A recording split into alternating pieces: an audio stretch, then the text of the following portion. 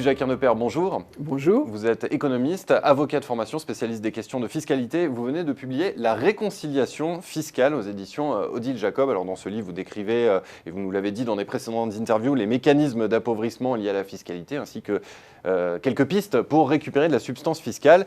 Mais vous terminez le livre en proposant un pacte pour réconcilier les Français avec l'impôt. Alors, est-ce que vous pouvez nous dire ce qu'est ce pacte de réconciliation fiscale, pour reprendre le titre de votre livre? Alors, très volontiers. Et d'ailleurs, je dois dire que j'ai fait un petit emprunt à Nicolas Hulot, et je l'en ai remercié il y a quelques jours, j'ai eu l'occasion de le rencontrer. Je lui ai dit, écoutez, voilà. Mais il a paru tout à fait... C'est comme son pacte écologique en 2007. Exactement. En fait. L'idée était un petit peu la même. C'est qu'on a une question fiscale qui transcende totalement l'affrontement politique. Or, puisque le problème, c'est la richesse des Français, c'est la richesse de la France, c'est l'avenir de notre pays.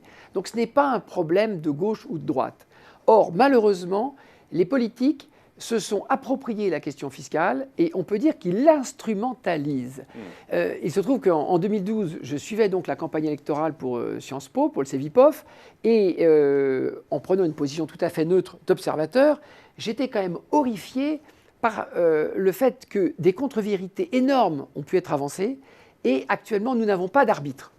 Par exemple, si un candidat X annonce une taxation à 75% ou pourquoi pas à 95% de tel ou tel revenu, il n'y a aucune autorité indépendante pour dire « nous signalons aux électeurs que si nous appliquons cette taxe-là, il y a lieu de penser qu'au bout de 2 ans, la source aura disparu. » Donc et c'est ça que les qui conséquences sont dramatiques. Alors, le pacte de réconciliation fiscale, l'idée serait de demander aux candidats à l'élection présidentielle de s'engager sur 2 choses.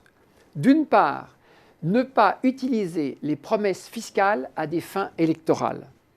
Donc, parce que je ne peux pas les détailler. C'est pour ça qu'il faut une autorité indépendante. Oui, il faut une autorité indépendante, mais 2 choses. Le pacte, c'est s'engager à ne pas utiliser la fiscalité, ne pas acheter les voix.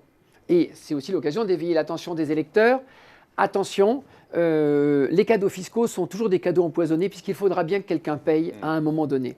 Et deuxièmement, ce pacte prévoirait la mise en place, effectivement, d'un conseil des sages qui aurait vocation dans le futur à analyser toutes les propositions fiscales, que ce soit celles qui sont dans les programmes fiscaux ou celles qui sont dans les propositions de loi fiscale, et de s'intéresser à leurs conséquences à moyen et long terme. Je parlais de Nicolas Hulot. Nicolas Hulot a une idée très intéressante au plan institutionnel quand il dit on devrait avoir une assemblée du long terme. En matière électorale, le souci de nos dirigeants, malheureusement, c'est la prochaine élection. Et donc, on a vu en 2012 des propositions totalement erronées. Je pense que c'est dramatique pour la démocratie. Parce que les électeurs votent pour quelque chose et puis finalement, il se passe le contraire. Ils ont voté pour la taxation à 75%. Elle n'a pas duré longtemps parce qu'elle était dramatique et impossible. Ils ont voté contre la TVA sociale et il y a eu l'augmentation de TVA. Donc ça perturbe.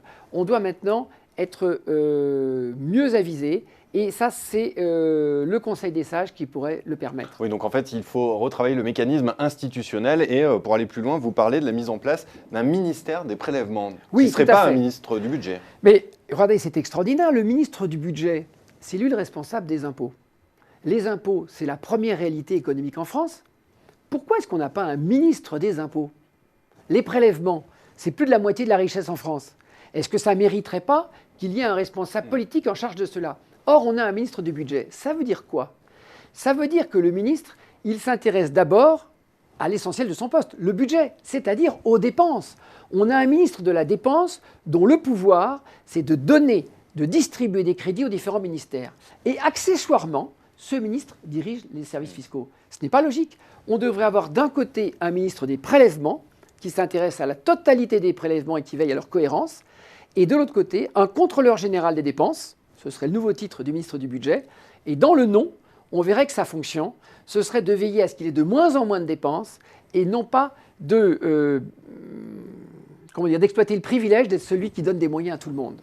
Merci beaucoup Yves Jacquin-Deperre. Je rappelle la parution de votre livre pour ceux qui veulent en savoir plus sur ces propositions. Un livre presque programme politique, La réconciliation fiscale aux éditions Odile Jacob. Merci beaucoup. Merci.